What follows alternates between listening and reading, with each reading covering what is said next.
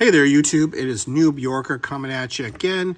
Got a pretty cool video today. This is a little different one than the one I normally have. So here I have the outer shell of my Milwaukee M18 chainsaw. This is their original version that came out.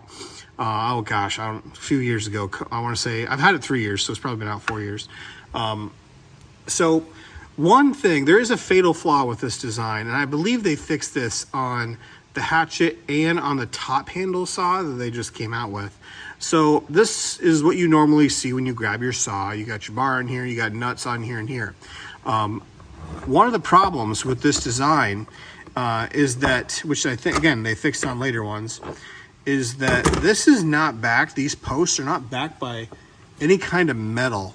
So this is what they look like underneath, and this is the behind the scene. And you can see here that they're just pressed into this molded plastic. There's no metal plate on this version. And this is the most popular, the largest saw, basically. So what happens, and I think this happens a lot of people think that these melt, and they don't. This looks like it's melted. I don't know if you can see that okay, but it's not melted. This is a compression damage. This is deformity from torquing the bolts down too much.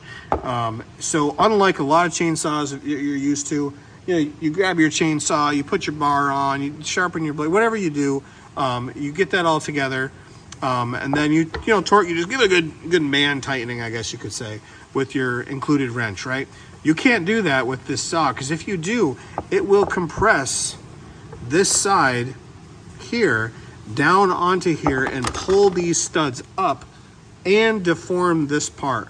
And that has a lot of consequences. It makes it impossible to keep the bar tight, and your tightener adjuster gets deformed, as you can see here. This is now down into this cavity. It's deformed into there, so you literally can't turn the little dial here with the screw head. You cannot turn this at all. It will not turn and engage this and move that little stop over, which pushes your bar out, which thus tightens your blade.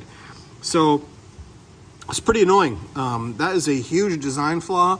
It looks like the newer saws, they have a metal plate here. This is all metal, the whole thing, the whole assembly, which is a big deal. I'm trying to catch mosquitoes here with my other hand.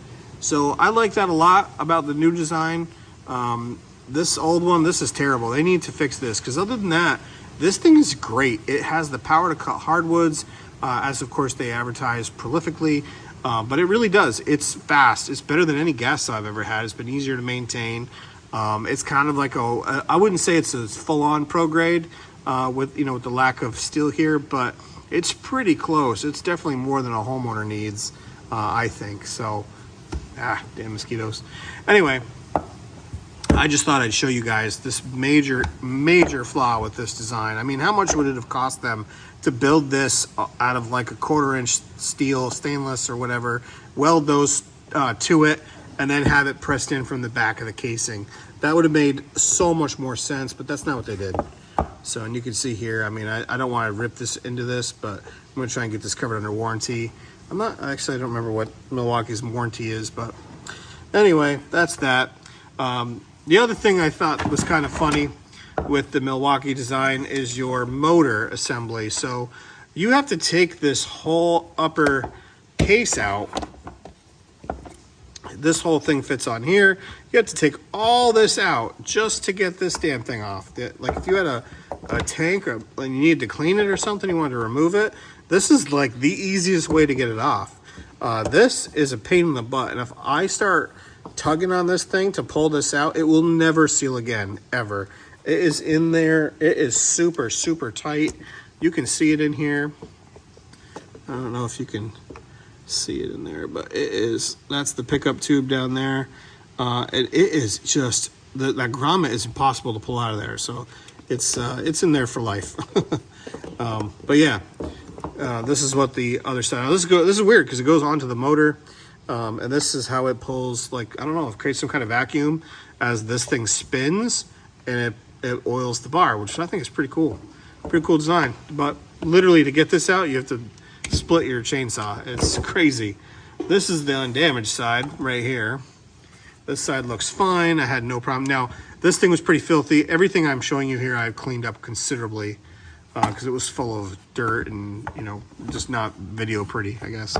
But yeah, this side, pretty awesome. I think I might find a way to pop these out and keep this as an extra part just in case. This looks like it's an RFID tag. Pretty cool. So anyway, yeah, to summarize, this design sucks. That's a huge thing.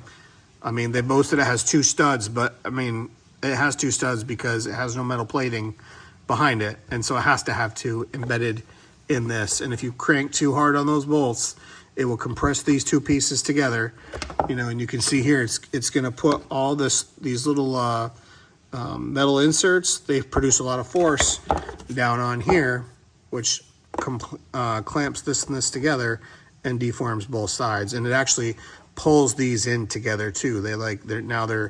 It's hard to get these on here because they're pinching.